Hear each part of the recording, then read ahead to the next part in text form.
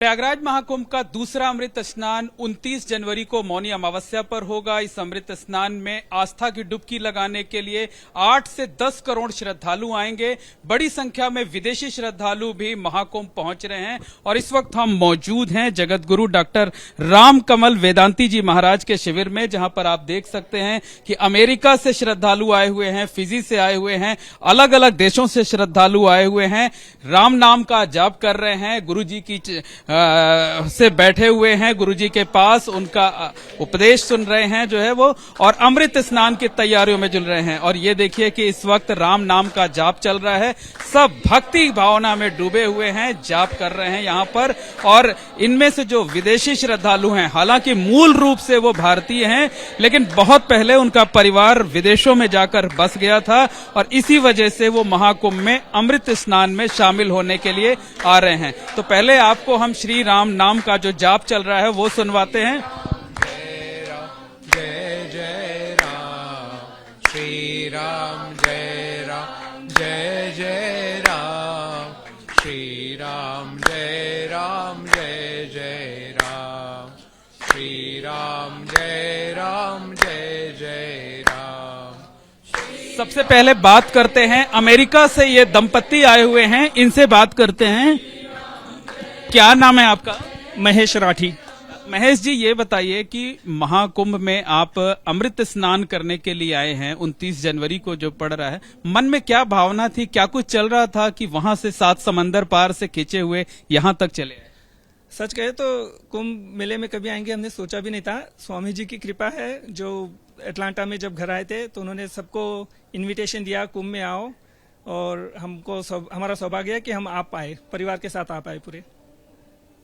ये बताइए कि यहाँ पर आकर किस तरीके की अनुभूति हो रही है? आज ही आए, लेकिन आने के पहले से इतनी अनुभूतियां हो रही है कि पूछो मत। सब भगवान की कृपा है। लोगों को जो अड़चने आती है हमारे लिए ऑटोमेटिक अड़चने निकल जाती है। भगवान की कृपा से हम इतने आराम से आ पाए।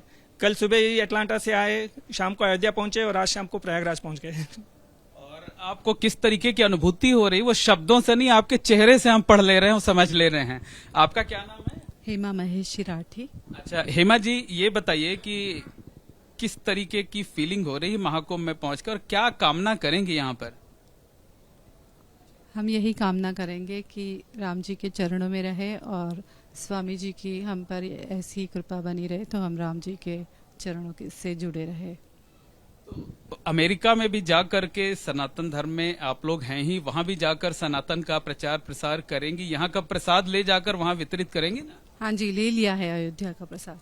अयोध्या का ले लिया है और महाकुंभ का लेकर, गंगा जल लेकर जाएंगे? हाँ जरूर जरूर, बिल्कुल बिल्कुल। अच्छा, आप लोग अभी बातचीत हो रही थी तो आपने कहा था कि एक भजन भी सुनाएंगे जो है वो, तो भजन जरा सुनाइए। जी, हम चौपाइयां सुनाएंगे। जी जी जी। और राम मंगल भवन मंगल हारी रामा, राम द्रवहु सुदशरथ अजिर बिहारी रामा। ओ रामा दीन दयाल बिरदु संभारी रामा, राम हरहु नाथ मम संकट भारी रामा। ओ रामा जय विधि नाथ होई हित मोरा रामा, रामा करहूँ सो बेगी दास मैं तोरा रामा। मतलब कहा जा सकता है कि अमेरिका में बसने के बावजूद आप लोग जो भारत की संस्कृति है, जो सनातन की परंपरा है, उसे भूले नहीं। जो संस्कार होते वो कभी भूले नहीं जाते। बिल्कुल, जो संस्कार होते हैं वो कभी भूले नहीं जाते। और देखिए हमारे पास साथ हैं फिजी से आए हुए जो है वो, क्या नाम है महाराज जी? आप तो खुद ही संत का वेश धारण किए हुए हैं। रमेंद्र दास।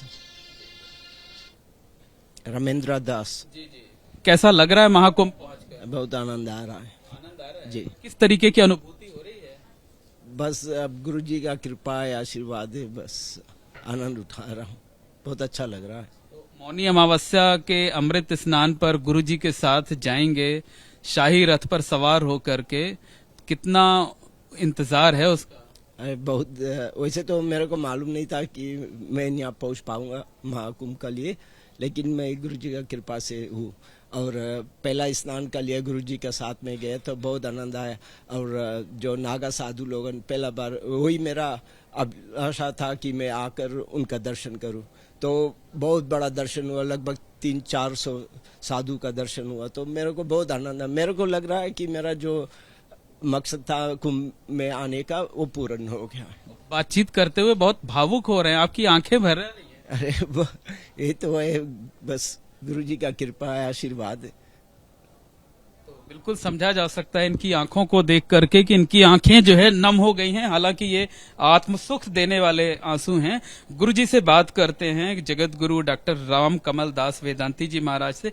महाराज जी, जो दूसरा अमृत स्नान होने वाला है, कितनी बड़ी संख्या में जो विदेशों में रहने वाले सनातनी हैं वो यहाँ पर पहुंच रहे हैं, और किस चीज का उनको कितनी बेसब्री से इंतजार है कि आप संतों के सानिध्य में वो गंगा की गोद में आस्था की डुबकी लगाएंगे? ये बहुत महत्वपूर्ण कुंभ है। अभी तक मैं समझता हूँ कि कम से कम 20-22 करोड़ तक तो लोग आ चुके हैं, और जिस दिन हमारा स्नान होगा तो काफी संख्या यहाँ पर रहेगी। जो अनुमानित संख्या थी लगभग 45 करोड़ के लगभग, मुझे लगता है कि संख्या पूरे महीने को और पूरे मेले को अगर जोड़ेंगे तो उससे भी ज्यादा जो देश की हमारी आधी आबादी है उसके बराबर लगभग इस संख्या को पहुंच जाना चाहिए। और आश्चर्य की बात यह है कि चाहे संत हो, चाहे महात्मा हो, और चाहे हमारे ये श्रद्धालुगण हो, सब अपनी अपनी मर्यादा में चल रहे हैं। और अगर हम सभी लोग अपनी मर्यादा और कानून और नियमों का पालन करते हुए चलते हैं तभी ये कुंभ सफल हो पाते हैं, अन्यथा इतनी भी। जो लोग भारत को छोड़कर विदेशों में बस चुके हैं, महाकुंभ जो है वो फिर से उनको अपने धरती पर वापस लाने का एक माध्यम बन गया है। हाँ बिल्कुल, ये इसी अवसर पर एक ऐसा अवसर होता है। जैसे मैं जहाँ जहाँ गया, जिन कंट्रियों में मैं गया, लगभग 37 कंट्रियों में जाता हूँ, सब जगह मैंने बताया कि कुंभ का अपने आप में क्या महत्व है। वैसे तो हिंदू धर्म में पैदा हुए लोग हैं और कुंभ के संदर्भ में अपने खुद भी जानते हैं, क्योंकि समुद्र मंथन की कथा हर एक पुराण में और हर एक ग्रंथ में विद्यमान है। और ये कुंभ की कथा भी समुद्र मंथन के ही साथ में उद्भूत होती है, अमृत कलश के साथ में। इसलिए इस बार एक बड़ा अच्छा अनूठा प्रयोग आदरणीय मोदी जी द्वारा, योगी जी द्वारा किया गया है कि हमारे यहाँ पर जो 14 रत्न निकले थे, उन 14 रत्नों के नाम पर जो कभी नहीं बनाए जाते थे, लोगों को ज्ञान हो, उनके नाम पर गेट स्थापित किए गए। मेरे बगल में जो भक्ति वेदांत नगर काशी हमारा शिविर है, इसके बगल में समुद्र मंथन गेट है। और इससे हम जब और आगे चलते हैं पीपल नंबर 1 या 2 तरफ। महाराज जी, अंतिम प्रश्न ये है कि जो ये महाकुंभ में हो करके जो सनातनी हैं विदेशों में जाएंगे, तो विदेशों में सनातन का और प्रचार प्रसार होगा, विस्तार होगा? हाँ बिल्कुल, क्योंकि कुछ चीजें ऐसी हैं जो ईश्वर की बिना कृपा के संभव ही नहीं है। इतने लोगों को एक समूह पर बैठाना और एक साथ पवित्रतम सरिता में स्नान करना, एक साथ मिट्टी की धूल में बैठ करके खाना, ये जीवन के कुछ ऐसे अनुभव हैं जो अन्यत्र दुर्लभ हैं, कहीं हो ही नहीं सकते।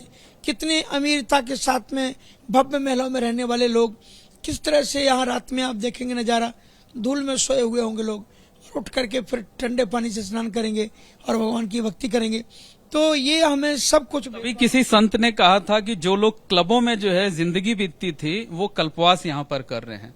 तो निश्चित तौर पर कहा जा सकता है कि दूसरे अमृत स्नान 29 जनवरी पर बड़ी संख्या में श्रद्धालु जो भारतीय हैं वो तो महाकुंभ में आएंगे, आस्था की डुबकी लगाएंगे, लेकिन विदेशों से भी बड़ी संख्या में जो सनातनी हैं वो यहाँ पर पहुंच रहे हैं अपने अपने गुरुओं के सानिध्य में अमृत स्नान करने के लिए।